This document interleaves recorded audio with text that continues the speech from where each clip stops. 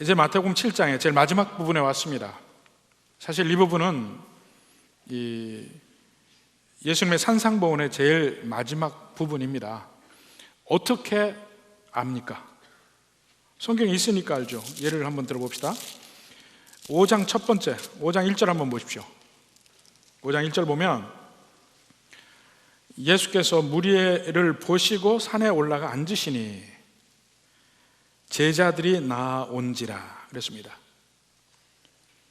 그러니까 예수님이 산 위에 앉으셨고 제자들이 나왔어요. 그러면 지금 이 정황이 어떻게 됩니까? 예수님이 제자들에게 하시는 말씀이 5장부터 쭉 있어요. 7장 끝까지.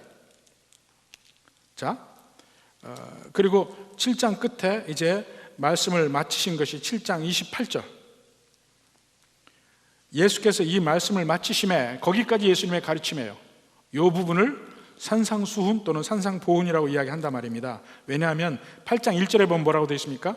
예수께서 산에서 내려오시니 그랬습니다.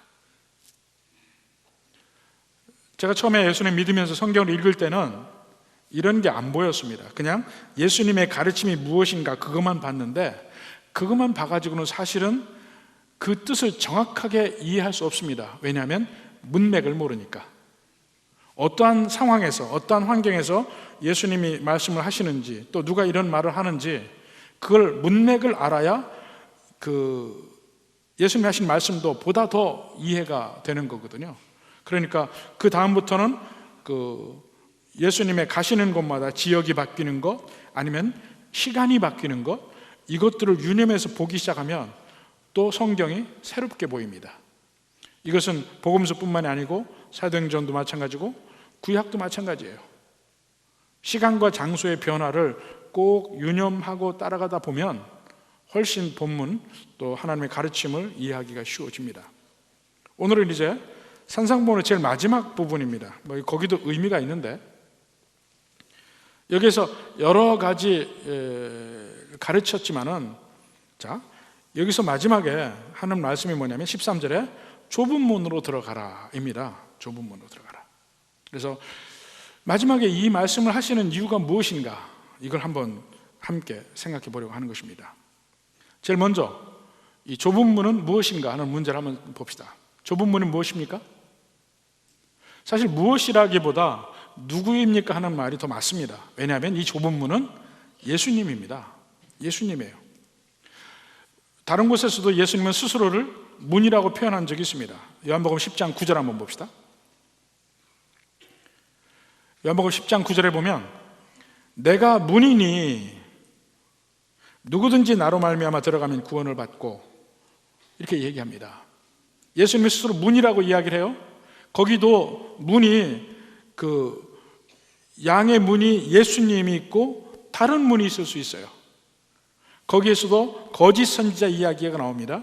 오늘 본문에서도 문이, 좁은 문이 있고 넓은 문이 있고 거짓 선지자가 나옵니다. 문맥이 같아요.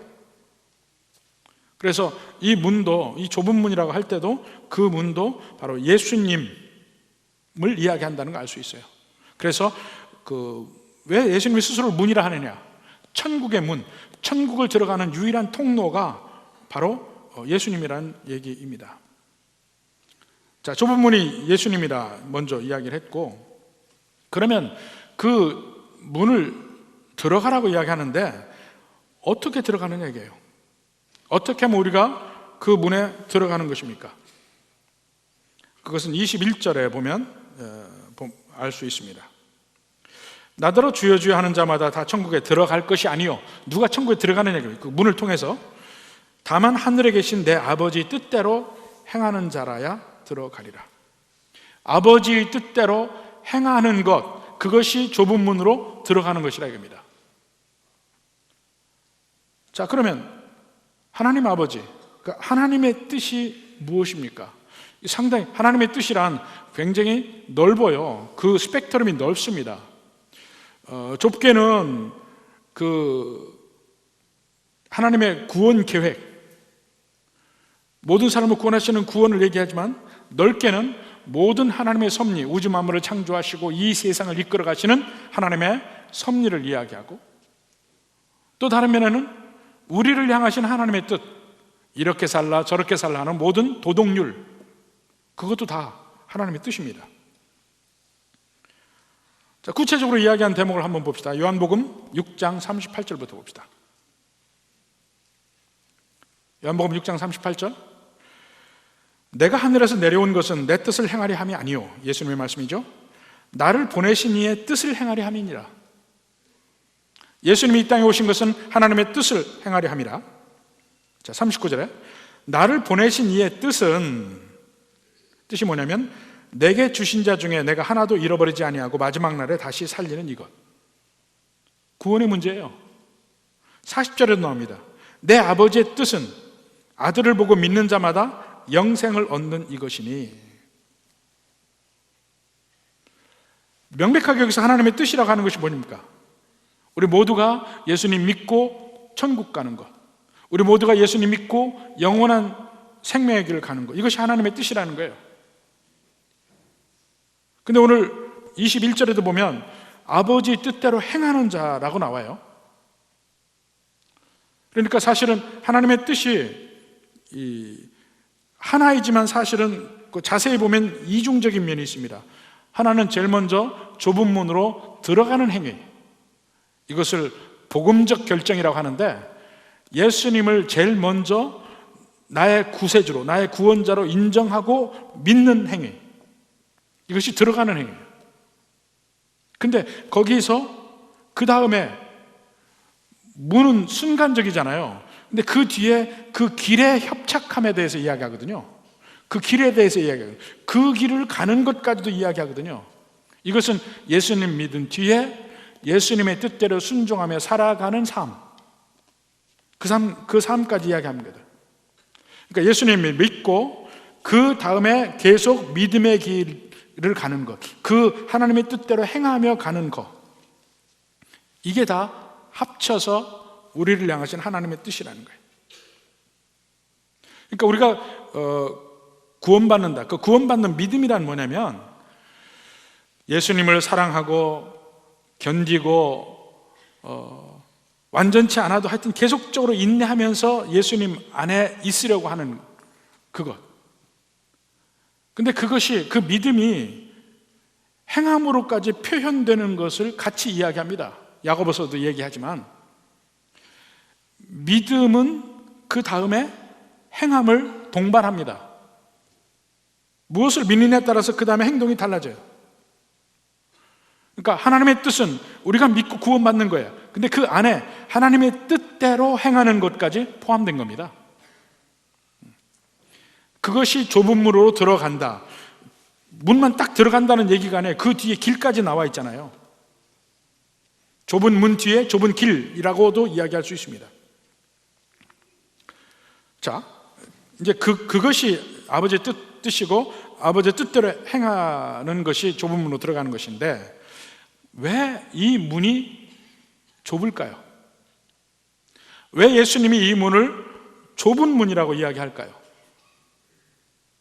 왜냐하면 이 문은, 좁다는 의미는 뭐냐면 그 천국으로 가는 그 문, 그 길이 여러 개가 아닙니다. 오직 한 길, 오직 예수님만을 통해서 가기 때문에 그 길을 좁다고 이야기합니다.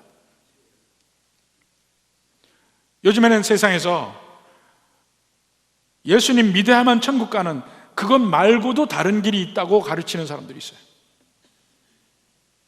다른 종교에도 구원이 있다고 얘기하는 사람들이 있습니다. 그런 예수님을 거듭 이야기하지만 오직 예수님만 통해서 가야 된다, 이겁니다. 왜 그럼 우리 믿는 것이 편협되냐, 이렇게 얘기할 수도 있죠. 왜 편협되냐? 근데 생각해 보십시오.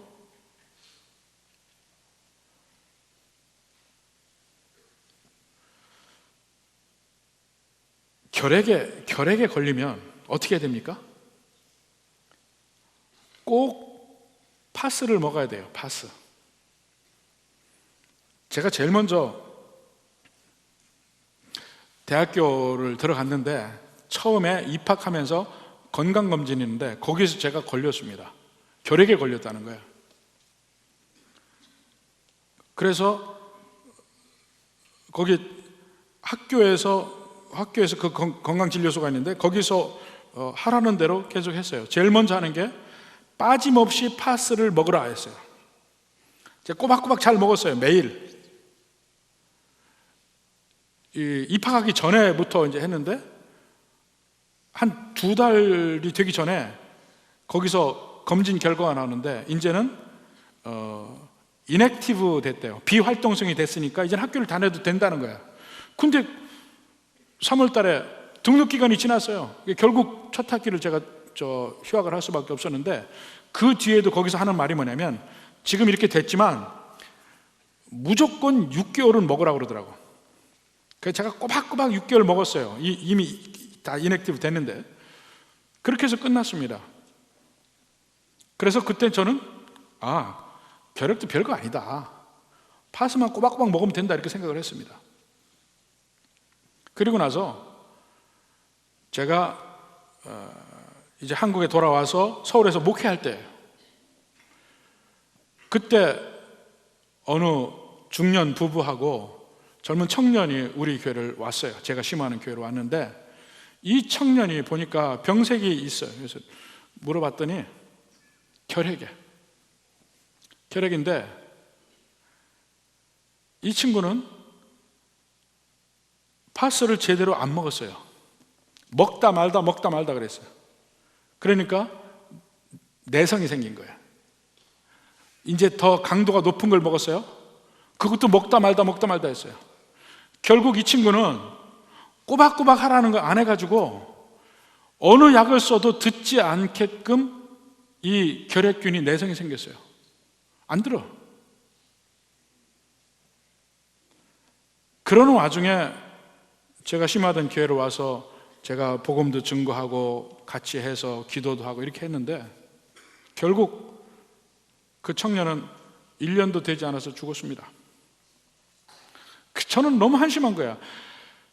결핵은 무조건 제대로만 하면은 낫는데 왜 저랬을까? 결핵을 낫는 유일한 방법은 꼬박꼬박 빠짐없이 파스를 먹어야 돼요. 다른 길이 없어요. 왜 꼭 그래야만 되냐? 그렇게 안 하면 죽으니까. 천국 가는 길도 마치 결핵에 파스 먹듯이 천국 갈 길도 오로지 예수님을 믿어야 갑니다. 다른 길은 없을까요? 다른 길은 죽습니다. 왜 우리가 병에 걸려서 약을 먹을 때는 이 길밖에 없다고 느끼고 해서 낫는 길을 가는데 왜 천국 가는 길은 오직 예수님밖에 없다고 하는데 왜 다른 길을 찾아요? 오직 이 길만이 생명의 길인데 오직 예수님밖에 없어요. 그래서 그 길이 좁은 문이에요. 좁은 문. 또 다른 면에서 왜 사람들이 그 좁은 문을 들어가지 않을까? 그 길로 가야 생명이 있다고 하는데 왜 자꾸 사람들은 그 다음에 넓은 문으로 갈까요? 넓은 문으로. 그 13절에 있죠. 멸망으로 인도하는 문은 크고 그 길이 넓어. 크고 넓대요. 그러니까 길이 평탄한 것까지 이야기를 해요. 좁은 문은 문이 좁은 뿐만 아니고 그 뒤에 길이 협착하다고 얘기가 나와요. 그 같은 이중적인 면이 있어요. 왜 이 길이 생명의 길이라고 하는데 사람들이 왜 안 갈까? 오늘 7장에서는 3가지 이유를 이야기합니다. 제일 첫 번째는 우리 모든 인간의 천성이 악하기 때문에 그렇습니다. 천성이 악해요.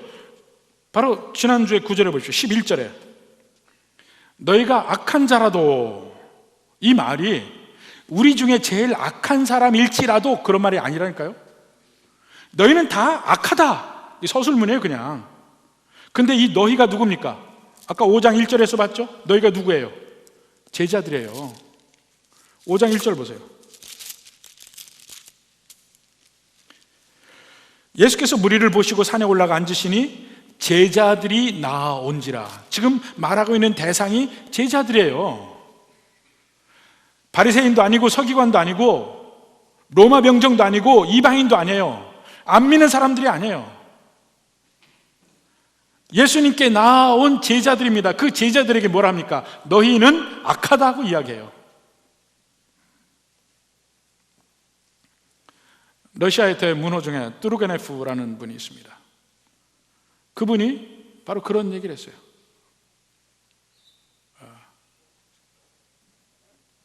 이 세상에서 가장 착한 사람을 데려와 보라.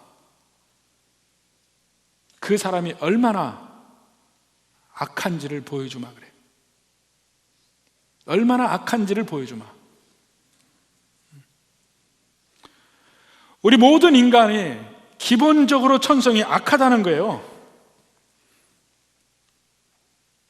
여러분이 다 한 사람 한 사람 다 악하다는 거야. 근데 개인적으로 이야기하면 싫어해. 악하지 않냐? 싫어해. 그런 소리 여기저기 얘기하고 다니면 이제 왕따 당하기 십상입니다. 누굴 보고 악하다고 그러는 거야? 나를 뭘로 알고? 근데 사실은 이 사회도 인간의 악함을 인정하고 있습니다. 사실은 뭘 보면 아냐면 이 모든 사회의 시스템, 사회적 시스템, 정치 시스템 다 봐요. 항상 밑바닥에 인간은 악하다, 이게 전제가 되어 있어요. 가장 대표적인 예로 삼권 분립. 왜 삼권 분립이 있습니까? 한 사람에게 삼권을 다 몰아주면 큰일 난다 생각하는 거야. 그래서 입법, 사법, 행정 세 가지를 나눠놓고 서로 견제와 균형을 이루게 하는 거예요. 체크 앤 밸런스. 그게 사실은 밑바닥에 인간이 악함을 먼저 전제로 하고 하는 얘기예요.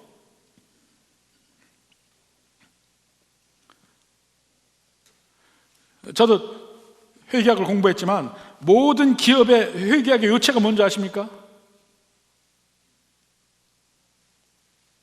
한 사람이 하면 무슨 일이 벌어질지 모른다. 이게 회계학의 가장 기본입니다. 항상 두 사람이 하게 해라, 그거야. 그래야 뭔가 인간의 악함을 조절할 수 있으니까. 이 사회에도 이미 그게 깔려 있어요.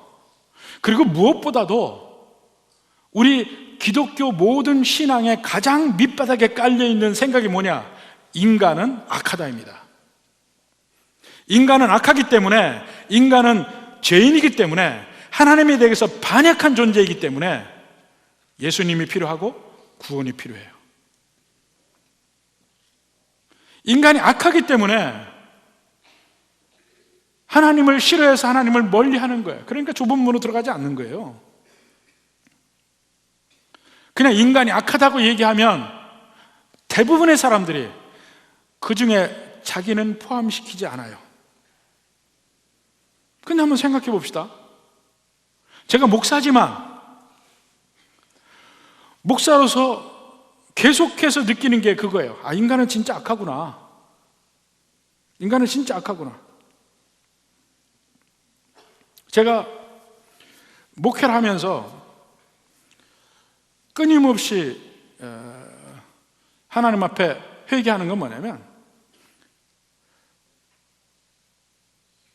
누군가를 지나치게 제가 의지한다 싶으면 꼭 탈이 나. 의지하면 탈이 나. 오직 하나님만을 의지할 수밖에 없게 만들어요. 그때마다 뭐냐면 인간의 밑바닥을 볼 때가 많이 있습니다. 근데 그것뿐이 아니에요. 멀리 갈 게 없어요. 내가 내 자신을 보면 알아. 얼마나 악한 존재인지요. 많은 사람들이 목사를 볼 때는 화성인으로 봐요. 화성인. 우리하고는 종이 다른 사람이라고 생각을 해, 성도들이. 그러니까 목사가 아무리 무슨 행동을 해도 배울 생각도 안 하고 따라갈 생각 안 합니다. 저 사람은 목사니까. 성도들 중에 이제 가까이 있는 사람 중에 어떤 행동을 하면 거기에서 충격을 받기도 하고 이렇게 하지, 목사가 하는 거는 그래요. 더군다나 교회가 점점 크게 되면 목사는 점점 교회가 크면 클수록 거의 연예인 수준이 됩니다. 멀리서밖에 안 보는 거야. 그리고 멀리서 보면서 목사에 대해서 이렇게 자기 환상을 씌워 입혀요. 목사는 매일 성경 보고 매일 기도하고 나쁜 생각은 전혀 안 하고 항상 거룩한 삶을 산다고 생각을 해요. 그건 착각입니다. 착각이죠. 여러분들이 보지 못하는 게 뭐냐면 이 목사라는 사람의 마음속에 수없이 일어나는 그 전쟁을 모르는 거예요. 목사도 마음속에서 끊임없이 싸웁니다. 내 마음속에 죄적인 마음, 교만한 마음, 다른 사람에게 칭찬받고 인정받고 싶어하는 마음, 두려운 마음, 걱정하는 마음, 모든 게 다 있어요. 없는 게 아닙니다. 전쟁이에요. 그걸 인정하지 않을 수 없습니다. 여러분도 다 있잖아요. 없는 사람 있어요? 근데 목사라는 직업이 축복된 직업이라는 건 또 알아요. 왜냐하면 직업상 목사는 억지로라도 성경을 봐야 됩니다. 억지로라도. 제가 일주일에 2번 설교를 하려면 몸부림을 쳐야 돼요. 성경을 보면서 어떤 사람은 제가 이렇게 성경을 보면 그냥 나오는 줄 알아. 참. 저도 공부를 해야 되고요. 위아래 논리를 만들어야 되고, 고민해야 되고, 적용점 찾아야 되고, 오래 걸립니다. 그렇게 해서 성경을 봐야 되는 게 일주일에 상당히 많은 부분을 성경을 볼 수밖에 없잖아요. 그러니까 그게 제게 우선 약이 되는 거야. 기도도 해야 돼요. 안 할 수가 있네요. 기도도 억지로라도 기도해야 돼. 기도하고 싶은 때도 있고 하기 싫은 때도 있죠. 하기 싫은 때도 해야 돼. 기도하다 보니까 은혜 속에 있는 거야. 또 목사니까 보는 눈이 많으니까 스스로 절제를 할 수밖에 없습니다. 그러니까 그거 지켜지는 거예요. 그리고 직업상 다른 사람을 돌봐야 되잖아요. 근데 돌보다 보면 거기서 은혜가 생겨요. 또 사람을 미워할 수도 없습니다. 제 마음에 미움이 있는 상태에서 강대상이 못 씁니다. 어떻게든지 해결을 해야 돼요. 그러다 보니까 은혜의 길로 억지로라도 갈 수밖에 없는 직업이 목사예요. 그래서 좀 더 낫게 보이는 것이지 근본은 똑같아요. 그런 면을 하나님은 속속들이 잘 아십니다. 현미경으로 보듯이 우리의 심령을 깊이 다 아셔요. 근데 한 가지 감사한 거는 아시면서도 조금 멀리 보시면서 모른 척 하시긴 해. 그래서 거기서 숨통이 좀 트이긴 하지만 하나님을 속일 수도 없고 속임 당하시는 분도 아니에요. 그냥 인정해야 돼. 나는 악한 존재, 근본이 악한 존재, 이것을 인정하고 나가야 됩니다. 바로 이런 면이 있기 때문에 하나님께 가까이 가지 않으려 하고 좁은 문을 들어가지 않습니다. 두 번째 이유는 편안한 길을 가려고 하기 때문에 그래요. 편안한 길. 13절, 14절 봅시다. 거기 보십시오. 멸망으로 인도하는 문은 크고 그 길이 넓어 그리로 들어가는 자가 많다는 거예요. 반대로 좁은 문은 14절에 보니까 문은, 생명으로 인도하는 문은 좁고 길이 협착해. 바위도 많고 힘들어. 그 길이 마치 등산하는 길 같아. 넓은 문은 아스팔트 깔린 대로 같아. 근데 넓은 문이 훨씬 편하죠. 너무 넓어서 내가 마음대로 오른쪽으로 갔다 왼쪽으로 갔다가 지그재그로 갔다가 무슨 짓을 해도 길 밖에 나갈 일이 없으니까 편안하게 그 길을 가는 거야. 그렇지만 그 길의 마지막은 멸망이라는 것이죠. 처음에는 몰라요. 에이, 꼭 무슨 예수님을 믿어야 되냐, 다른 것도 된다. 심지어 안 믿으면 어때? 편안하게 원하는 대로, 내가 보기에 옳다고 생각하는 대로 그냥 행동하면 되는 거예요. 왜 이 길이 편하냐면요, 내 생긴 대로 그냥 살면 돼요. 내 마음에 원하는 대로, 하고 싶은 대로 살면 돼. 그래서 편한 거예요. 근데 그렇게 했을 때 결국은 내 속에 악한 대로 그냥 사는 거예요. 반대로 좁은 길은 어떻습니까? 좁은 길은 벌써 딱 들었으면 마치 등산길 같아요. 좁고 협착해. 그래서 거기는 가려면 우선 내가 많은 걸 버려야 됩니다. 내게 붙어있는 수많은 것을 버려야 돼. 이 등산할 때 짐을 줄이는 것과 같은 이치예요.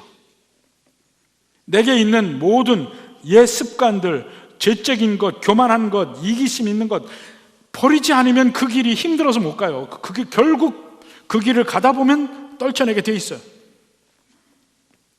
근데 한참을 가다 보면 어느덧 그 길을 갈 수 있는 힘이 붙어요. 힘이 붙어서 영적 건강이 생기기 시작해. 성령의 열매들, 사랑이 생기고 겸손이 생기고 평안이 생기고 기쁨이 생기고. 근데 그건 좀 그 길을 좀 오래 가야 돼. 넓은 길은 그렇지 않아요. 내가 가지고 있는 거 하나도 안 버려도 돼. 그냥 그대로 가면 돼. 생긴 대로, 있는 대로. 쉽죠? 예수님 처음 믿으려면 믿기만 하면 된다는데 와서 보면 그게 아니거든. 버릴 게 많거든요. 이게 넓은 길과 좁은 길 차례야. 편안하니까 넓은 길 그냥 가는 거야. 설마 그 끝에 뭐가 있으랴. 성경은 계속 이야기합니다. 넓은 길의 끝은 멸망이요, 좁고 협착한 길은 처음에는 힘들지만 그 끝은 생명으로 가는 길이라. 세 번째로 넓은 길을 가는 이유, 거짓 선지자, 잘못된 가르침들. 15절에 봅시다. 거짓 선지자들을 삼가라. 양의 옷을 입고 너에게 나아오나 속에는 노략질하는 일이라. 거짓 선지자를 삼가라 그랬어요. 삼간다는 말이 뭡니까? 눈에 불을 켜고 누가 가짜인지를 보라 이겁니다. Beware. 마치 경비가 적군이 오나 보듯이 봐야 되는 거예요. 근데 누구를 삼가라냐면 거짓 선지자. 근데 거짓 선지자의 특징이 거기에 쭉 나옵니다. 예수님을 주여 주여 하지만 행함이 없는 사람들, 거짓된 사람들이에요. 영적인 능력은 있어요. 보십시오. 22절 봐요. 주의 이름으로 선지자 노릇하며 주의 이름으로 귀신을 쫓아내며 주의 이름으로 많은 권능을 행하지 아니하니까. 영적인 능력도 보일 수가 있다니까요. 근데 순종의 열매, 행함의 열매는 없는 거예요.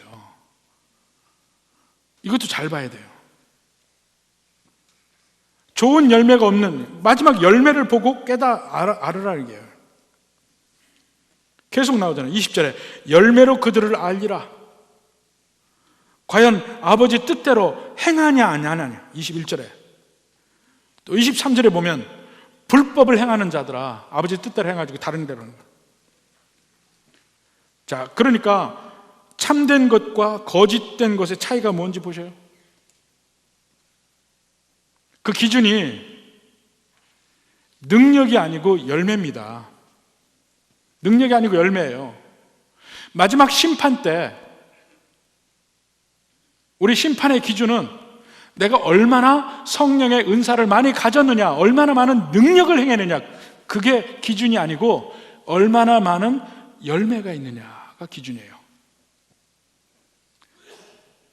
은사들은 내가 이 세상에서 하나님 뜻대로 행하기 위한 도구예요, 도구. 이 세상에서의 도구예요. 그러니까 천국 가서는 그 은사는 아무짝에도 쓸모없습니다. 천국에 예언의 은사 필요합니까? 천국에 방언의 은사 필요합니까? 천국에서 믿음의 은사 필요합니까? 아무것도 필요 없어요. 근데 천국에서 살아남는 것은 열매, 성령의 열매들. 이것이 마지막 심판의 기준이라니까요.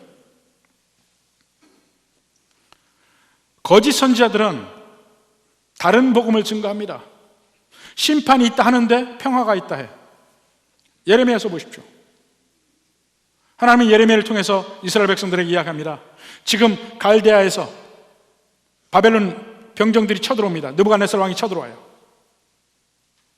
너희는 이미 이 땅에서 뽑혔으니까 항복하고 앞으로 70년 거기서 살으라. 그 밑에서 회개하고 그 다음에 내가 너희를 살리리라.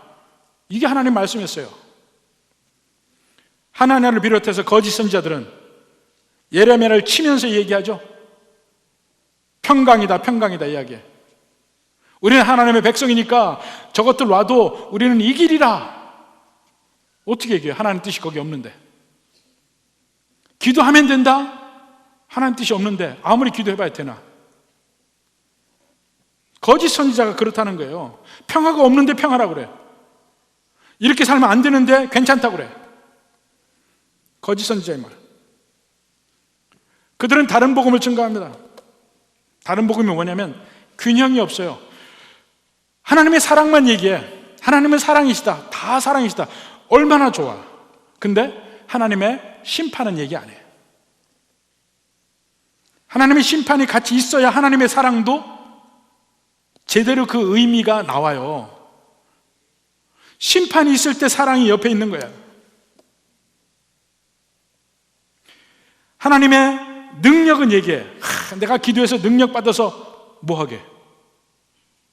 내 마음대로 능력 있고 세상적 능력으로 세상을 살게. 복 받고, 세상적 복 받고. 그 다른 복음이에요, 그거는. 십자가가 없는 하나님의 능력은 다른 겁니다. 제가 성경에서 제 마음의 모토로 삼고 있는 구절 중에 하나가 내게 능력 주시는 자 안에서 내가 모든 것을 할 수 있느니라 이 말이에요. 근데 이 말씀을 많은 사람들이 잘못 이해해. 하나님이 능력 주면 내가 무슨 G.I. 조처럼 되는 줄 알아. 하나님이 능력 주면 아무도 나를 어쩌지 못하고 내가 막 두두두두두 여기저기 다 내가 원하는 대로 다 사는 줄 알아요. 그건 그 말이 아닙니다. 다시 빌립보서 가서 그 문맥을 보십시오. 하나님이 주시는 능력이 뭐냐? 내가 낮아질 수 있는 능력, 내가 풍부해도 교만하지 않을 수 있는 능력, 내가 가난해도 비굴해지지 않을 수 있는 능력, 내가 아무리 환난 중에 있어도 예수님 잡고 살아갈 수 있는 능력, 십자가의 능력이에요. 사실은 거기가 어떠한 환경도 능히 가능하다 이게 하나님만 붙잡고 있으면 그게 그 말입니다. 내가 무슨 슈퍼파워 받아서 내 마음대로 한다는 의미가 절대로 아니에요. 그런 것들은 다른 복음입니다. 근데 그런 면들을 거짓 선지자에게 속아가지고 넓은 길을 가게 되는 거야. 십자가는 누구나 싫죠. 하나님은 사랑하는 자들에게 환난을 주십니다. 사랑하는 자를 단련시키십니다. 그게 싫죠. 싫다 보면 넓은 길로 가게 되는 거예요. 내 마음의 편안을 추구하는 마음에다가 하나님 뜻대로 살고 싶지 않은 악한 마음에다가 거짓 선지자의 말이 들리면 그게 거짓인지도 모르고 혹해서 그 말대로 살아가면 그 길의 끝은 멸망입니다. 이렇게 사람들은 넓은 길을 가지만 예수님은 뭐라 합니까? 좁은 길로 가라. 다른 말로 하면 예수님만이 유일한 길이다, 이거 얘기하는 거예요. 그러면 자, 여기서 거꾸로 질문해 봅시다. 왜 그것을 믿습니까? 예수님만 믿어야 천국 간다, 이 말을 여러분은 왜 믿어요?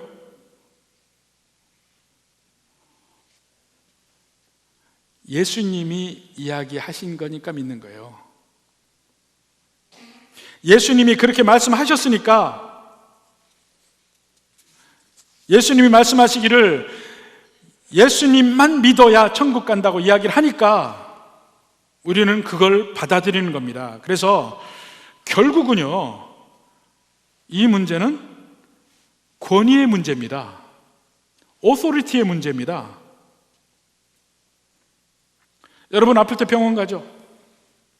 근데 병원에 갔을 때 큰 병이다 싶으면 병원 한 군데만 가는 게 아니고 몇 군데를 가죠. 큰 병이다 싶으면. 그럼 얘기가 틀려. 여기서는 수술해야 된다 그러고 여기는 수술하지 말아야 된다 그러고, 여기서는 가만히 둬도 된다 그러고 여기는 물리치료 해야 된다 그러고. 여러분 누구 말 들어요? 그 중에 누구 말을 듣느냐고요? 그 중에서 내가 생각할 때 가장 권위 있는 의사라고 생각하는 사람 말을 듣게 돼 있어요. 내가 누구 말을 듣느냐 하는 것은 내가 그 의사를 어떻게 생각하느냐 하는 면과 직결되어 있습니다. 내가 예수님 말씀대로 순종하느냐 안 하는 문제는 내게 예수님이 누구냐 하는 문제하고 직결되어 있어요. 결국은 그 문제입니다. 그러니까 예수님이 여기서 하시는 말씀이 너희는 내 가르침을 어떻게 생각하느냐 이렇게 묻는 게 아니에요. 너희는 나를 누구라고 생각하느냐, 그 문제입니다. 여러분에게 예수님은 누구십니까? 제일 산상보훈을 마치고 나서 제일 마지막에 느낌이 거기 7장 28절 29절에 나와요. 예수께서 이 말씀을 마치심에 무리들이 그의 가르치심에 놀라니 이는 그 가르치신 것이 권위 있는 자와 같고 그들의 서기관들과 같지 아니함이려라. 권위 있는 자는 뭐예요? 그 말씀을 하신 말씀이 그분에게서 나와. 그 권위의 근원이 자기에게 있어요. 예수님에게서 그 권위의 근거가 있어요. 서기관들은 그 권위의 근거가 자기가 아니야. 하나님이 이렇게 말씀하셨다, 이렇게 제3자적으로 얘기하는 거예요. 예수님은 스스로에게서 권위가 나와서 얘기하는 거예요. 그러니까 본질은 뭐냐면, 여러분은 예수님을 이 오소리티가 있는 분으로 받아들이느냐 아니냐 하는 그 문제예요. 여러분에게 예수님은 누굽니까? 이 천지를 창조하신 창조주이신 것을 믿습니까? 이 세상을 주관하시는 하나님이신 걸 믿습니까? 마지막 날에 이 세상을 심판하러 오시는 심판주라는 걸 여러분 믿습니까? 그러면 그 말대로 순종할 거예요. 순종하지 않으면 그러한 예수님을 안 믿는 거예요. 이게 지금 이 산상보훈의 제일 마지막 부분이라고 했죠. 근데 마지막 부분의 가장 초점이 뭐냐면 오직 예수님을 이야기하고 있습니다. 보십시오. 24절 봐요. 그러므로 누구든지 나의 이 말을 듣고 행하는 자, 초점이 누구예요? 예수님의 말을 듣고 행하는 자. 또 26절도 나의 이 말을 듣고 행하지 않는 자, 거기도 초점이 예수님의 말이에요. 예수님. 또 심판의 기준 보십시오. 21절 22절에 나더러 주여 주여 하는 자, 나더러 주여 주여. 결국 그들의 핵심도, 그들도 나도 예수님을 주여 주여 했다, 심판 때 얘기하는 거예요. 근데 예수는 뭘 합니까? 내 말대로 행했냐 안 했느냐, 그걸 가지고 얘기해. 무슨 말입니까? 너희들 마음에 진짜 예수님이 주님이냐 아니냐, 그거예요. 예수님이 주님이면 주님 뜻대로 행하지, 주님이 아니었으니까 뜻대로 행하지 않은 거다, 이겁니다. 23절에도 그때 내가 그들에게 밝히 말하되 내가 너희를 도무지 알지 못하니. 심판의 기준이 뭐예요? 예수님이 아냐 모르냐. 결국 중심에 예수님이에요. 내게서 떠나라. 이게 심판이에요. 심판의 기준이 예수님에게, 모든 초점이 예수님에게 맞춰져 있습니다. 그래서 산상보훈에 여러 가지 명령을 하지만 그 명령의 제일 마지막 부분에 내가 누군지 아느냐, 너희는 나를 어떻게 생각하느냐, 이거 묻고 있어요. 초점이 예수님이에요. 예수님을 진정한 구세주, 진정한 하나님, 진정한 심판주로 믿는다면 이 말씀에 순종한다 이겁니다. 순종한다. 순종하지 않으면 안 믿는 거예요. 그러니까 실질적으로 이 산상보훈 전체에서 선포하고 있는 것은 도덕률이 아닙니다. 내가 누군지 아느냐예요. 내가 누군지 아느냐? 나는 좁은 분이다. 이게. 나는 좁은 분이다. 나는 너에게 법을 주는 분이고 심판하는 분이고 너희를 구원할 수 있는 분이다. 나는 너희의 좁은 문이라. 이것을 인정하느냐 안 하느냐, 그분에게 그것을 인정하고 항복하느냐 안 하느냐,